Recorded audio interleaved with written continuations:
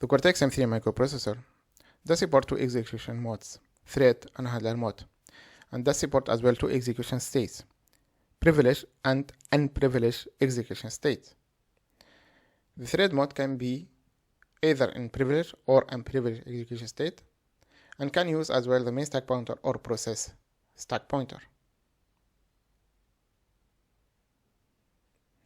After an interrupt service routine request, the interrupt service routine handler will run on what is called handler mode.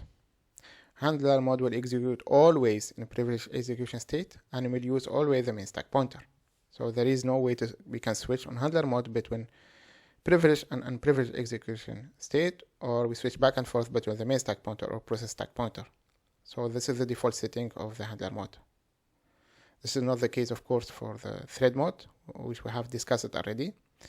And the mechanism to switch back and forth between the privileged or unprivileged execution state, or to use the main stack pointer or process stack pointer, is done through the antenna special register control register. The bit 0 of the control register will allow to select which execution state to be used for thread mode, while the bit 1 will allow you to select which stack pointer to be used for thread mode. Control register is antenna special register and is considered as critical hardware resources for the Cortex M3.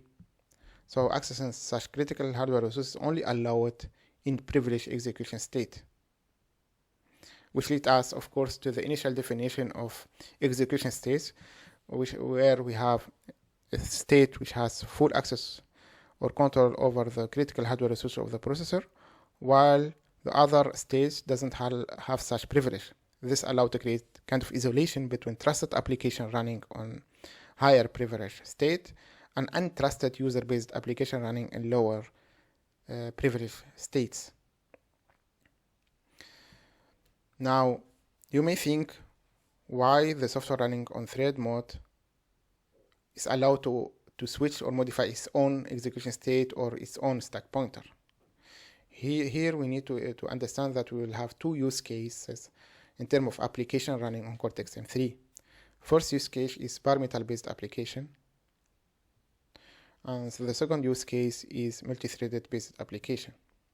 For bare metal based application, we'll have a single user main program, and we'll have small pieces of interrupt service routine handler which are considered as part of this single program. This means we don't need such isolation actually between a trusted application and non-trusted application. So the single program is by itself a trusted application. And this means it must have a full access and control over the critical hardware resources of the Cortex M3, including the control register. And this means, of course, that it's allowed to modify its own execution state and stack pointer. Open Cortex M3 system reset. The processor will boot always in thread mode. And because the control register reset value is 0, it means that the privileged execution state will be selected always, and the main stack pointer will be selected always. And this means that our single bare metal based application will execute always in thread, privilege, and main stack, and will use the main stack pointer. And there is no need to modify the settings. Of course, we can modify this in our program because it has full access over the processor critical hardware resources, but in normal use cases for bare metal applications, we don't use that actually. The second use case is multi-threaded based application. There we will not have a single main program. We'll have multiple small programs or user-based threads running, and we'll have a trusted application running on handler mode. And there, of course, we need to create such isolation. So the trusted application running on handler mode must have access to all critical hardware resources, and this is why this mode must run always in privilege and use always the main stack pointer. However, the user-based threads are untrusted.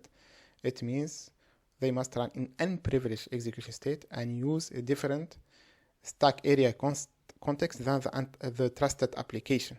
So we need to create this isolation actually.